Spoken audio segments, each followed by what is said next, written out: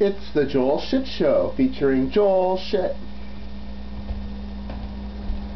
Hi, and welcome to the Joel Shit Show. I'm your host, Joel Shit. This is actually my ice hockey jersey. I didn't wear it last night because I didn't have hockey, and I have a game today, street hockey game. Gonna wear it to that, and I'm just wearing one of my yellow Jamba Juice t-shirts, so not really much to show there. Nothing to see here. So last night was poker with the potheads, and out of 17 people I came in 7th, and it's weird because getting good hands isn't enough to do well in poker tournaments, because you have to have someone else get a good hand at the same time.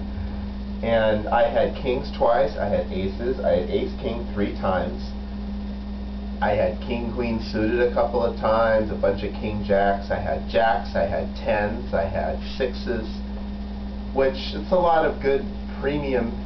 I had an ace-queen suited, and I would raise or one would fold. But there was one time where all of this aggression really came in handy. I use a lot of continuation bets almost every time after I raise.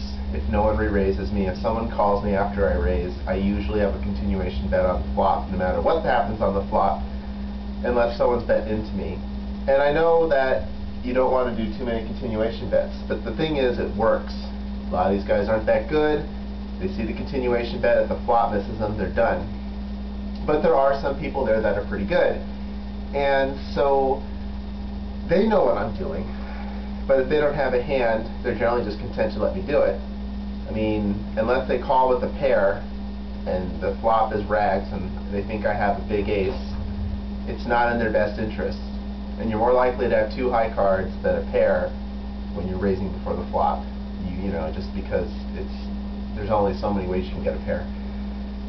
So there are some subtle things that people don't notice. No, excuse me. If I raise out a small blind, it's not the same as raising, like being the first one in. And if I raise out of the small blind, you have to think about that. So one person limps, I raise out of the small blind, the blinds are 2 and 4, I raise to 1200, the big blind calls and the other guy calls. The flop is rags, 10, 5, 4, rainbow. So I bet half the pot. The guy to my left puts me all in, the guy on my right, that was the original limper, folds. Well, I have aces, but you wouldn't know, except I raised out of the small blind.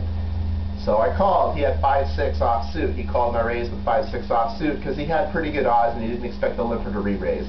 But I snapped him.